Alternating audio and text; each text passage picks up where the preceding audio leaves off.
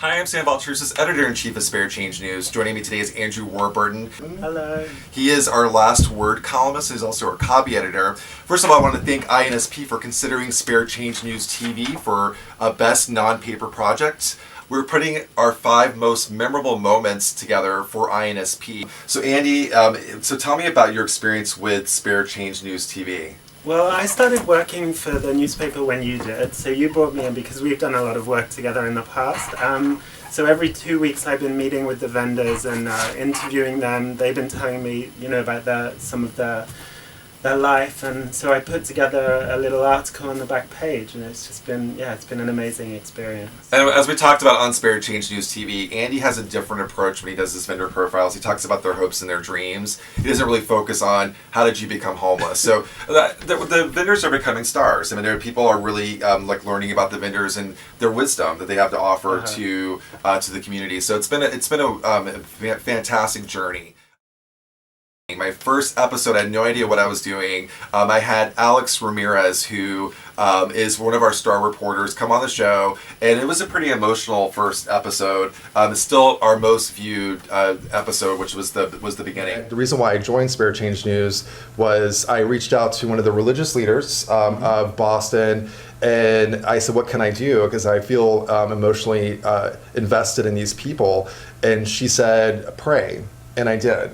And so I prayed, and actually someone emailed me with a job at Spare Change News, and my life has kind of changed since then.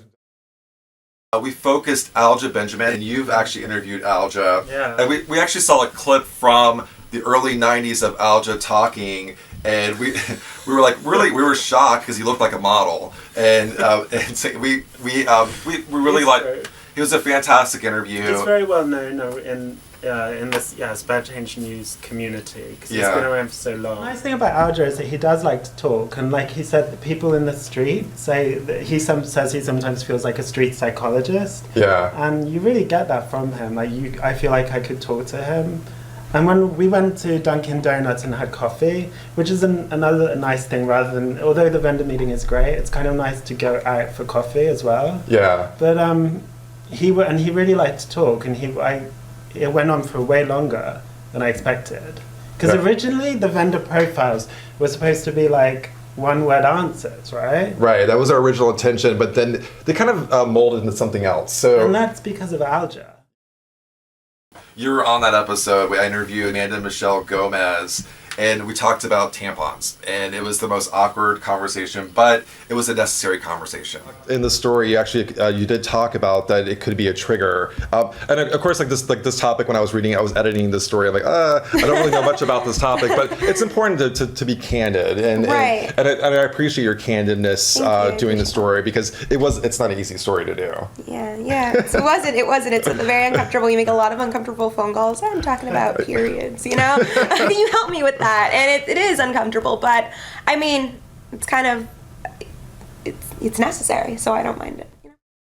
We actually had a documentary debut on Spare Change News TV. It was called No Room at the Inn. It was a documentary that was created by Diane Smith, who was a student at Harvard, and it was very, very powerful. It was a nice juxtaposition of what Andy does. Andy has sort of a third place spot where he interviews homeless people and the vendors, and some of them are homeless, some of them are not homeless. Whereas she goes out into the street and actually meets with them where they are in the street, so it's quite different, but it's very powerful. She was able to actually capture the emotion on their faces with a high-def camera. Yeah. Now, with the questions now, a little bit, she asked questions like, how did you become homeless? Now, you don't ask those types of questions. Like, do you try not to ask those questions when you do interviews? He writes the last word column, which is on the last page of Spare Change News.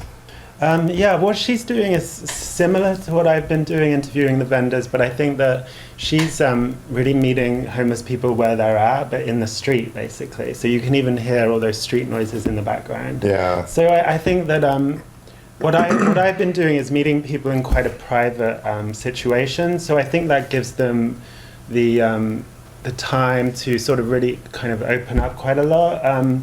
I think it would be difficult to go into the street and interview people and try to, find out a lot about their life in that kind of environment. Well, Diane was really, when she submitted the documentary for Spare Change News TV, she was really adamant about us keeping those noises because Yeah, that is the definitely, reality of what they live in. And you had one gentleman who was a veteran and possibly could have PTSD. I cried on live TV. Yes, I did. Andy and I are friends, so he knows how to push my buttons, and I started crying. Was it bad? No, it was just like perfect, very representative of Sam. He gets very involved in what he's doing, which is it makes him a very good editor for the newspaper.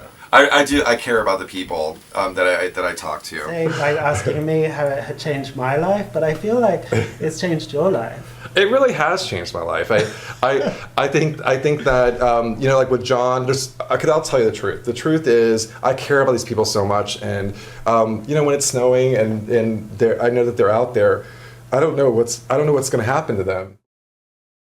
Our honorable mention is when Alton, who you interviewed in Last Word, Alton is wheelchair bound. He, when he was ready to appear on the show, miraculously got out of his wheelchair and walked to the set. So I was a little shocked, but it turns out that Alton can walk at some point, but just not. But Sam didn't realize that. I didn't realize that. I was like, surprised. It's a miracle. Joining me for the last few minutes is Alton. He's one of our vendors. Welcome to the show, Alton. Welcome to you. So Alton was taking a little bit of a nap earlier. So he was busy working out in the streets selling Spare Change News. So Alton, tell me, how did you join Spare Change News?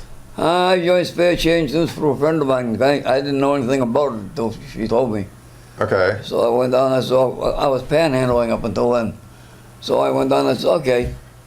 And I said, gee, this is easy. I don't make as much money, but hey, at least I'm doing something and I'm feeling good about what I'm doing. So thank you, INSP, and I hope that we have many more episodes of Spare Change News TV in the future. Thank you.